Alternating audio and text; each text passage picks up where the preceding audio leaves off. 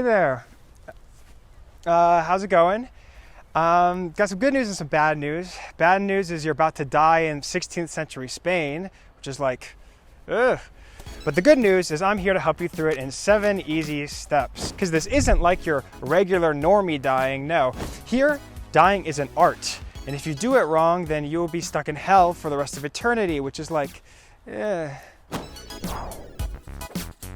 First things first, you've got to get off your phone and go read a book. Specifically this kind of book, an Ars Moriendi, literally the art of dying. It's like your standard handbook for how to die the right way. Inside, you got all the hottest prayers, advice for people present at the death. There's even a section that explains the worst kinds of sins you can do while dying, like faithlessness, impatience, despair, and worldliness. Basically, the point of an Ars Moriendi is to teach regular folks how to repent completely. Because if you die with some sins still stewing up inside of you, then that'll affect your resting place forever. Think of this book as a detox juice cleanse for the soul.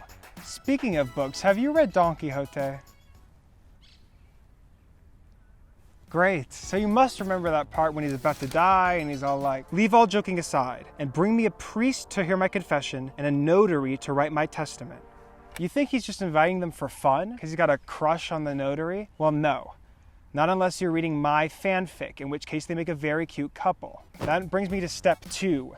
Invite the whole squad. Remember, death is a social thing, so we're gonna make a day of it. Like any good party, you'd better invite your family, your friends, a priest, and a notary. And everyone has a role to make sure that your soul goes straight to heaven. Your close ones can recite some prayers and read from the death book, but you have to be careful who you invite, or else you'll have that guy in the corner playing Juan del Wall on the acoustic.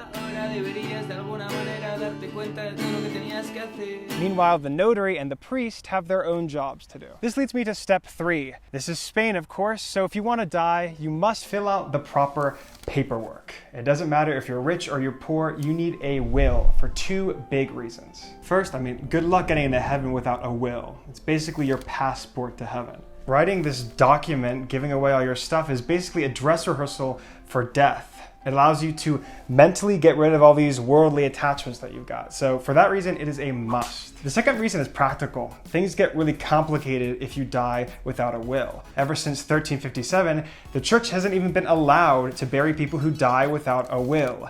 Ab intestado, which literally translates to in deep So that's why the notary shows up. Meanwhile, the priest is going to do his own thing to help ease your soul through to the afterlife, otherwise known as the #DontSinChallenge. He'll give you some communion, throw some oil on you, and help you with your final confession. Remember, this is your last confession, so spill everything, even that weekend in Ibiza.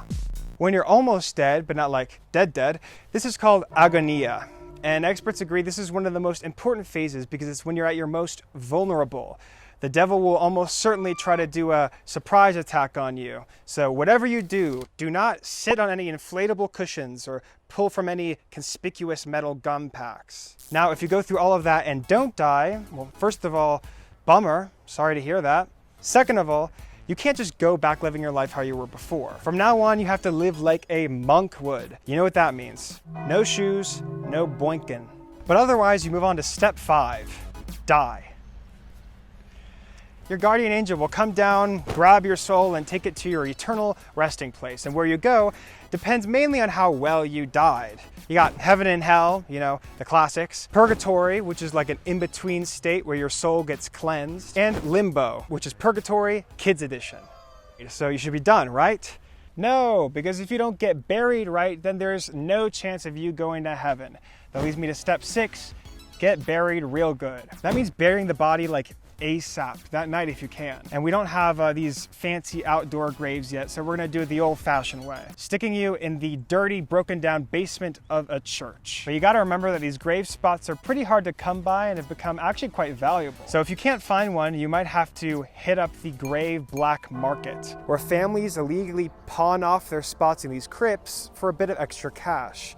Kind of a weird side hustle, but I guess for some it's a living. Okay, so now you're all buried. So you think you'd be done, right? But you'd be forgetting about step 7. Do more paperwork. Because if you think the Spanish bureaucracy is done when you die, Sadly, you are mistaken. Before you die, you must appoint a squad of executors to bring your will to court within 30 days. And if they don't submit this paperwork within these 30 days, then your soul will simply not be saved. So please choose people that you trust, okay? Not some random Tinder Borja.